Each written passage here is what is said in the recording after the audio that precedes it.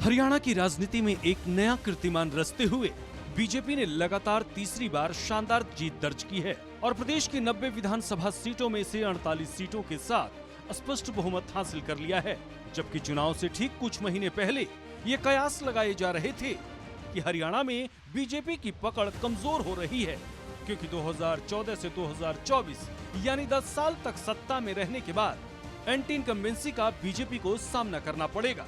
लेकिन नतीजे इसके बिल्कुल उलट आए, जिसमें 36 बिरादरियों का भरपूर समर्थन बीजेपी को मिला, जबकि कांग्रेस लगातार दावा करती रही कि हरियाणा में सभी 36 बिरादरियों ने राज्य में कांग्रेस सरकार बनाने का समर्थन किया है।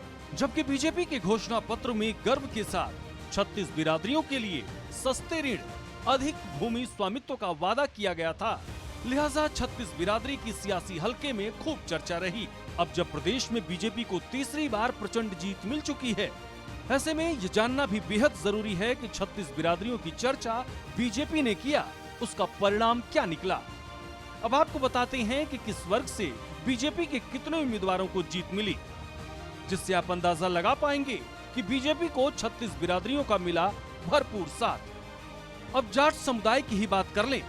कृष्णा गहलावत, सुनील सतपाल सांगवान, रणधीर पनिहार, महिपाल ढांढा, श्रुति चौधरी और उम्मेद सिंह जाट समुदाय से आते हैं।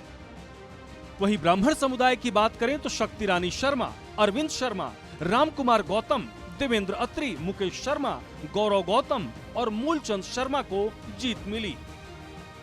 जबकि वैश्य समुदाय से विपुल गोयल, घनश्याम सराफ ने जीत दर्ज की।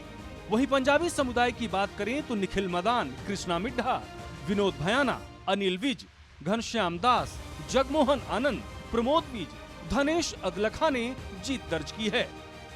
जबकि गुर्जर समुदाय से तेजपाल तंवर, मनमोहन भड़ाना, सतीश कुमार फागना और राजेश नागर ने प्रचंड जीत दर्ज की है।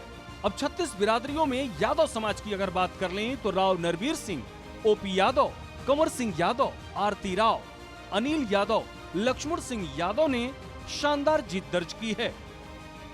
जबकि रोड समुदाय के हरविंदर कल्याण, सतपाल जांबा ने भी जीत दर्ज की। जबकि ओबीसी समाज से मुख्यमंत्री नायब सिंह सैनी, राम कुमार कश्यप, रणवीर गंगवा ने शानदार जीत दर्ज की।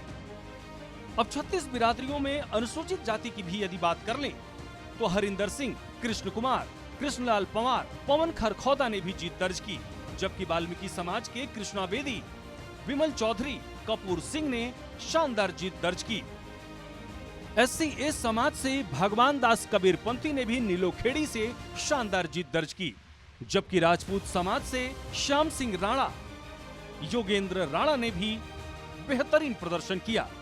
अब बीजेपी के 36 बिरादरी वाले गुड़ागणित के बाद टिकट बंटवारे पर भी एक नजर डाल लेते हैं। 2024 के विधानसभा चुनाव में बीजेपी ने 60 सीटों पर नए चेहरों को मौका दिया, जिनमें 34 नए कैंडिडेट्स को जीत मिली।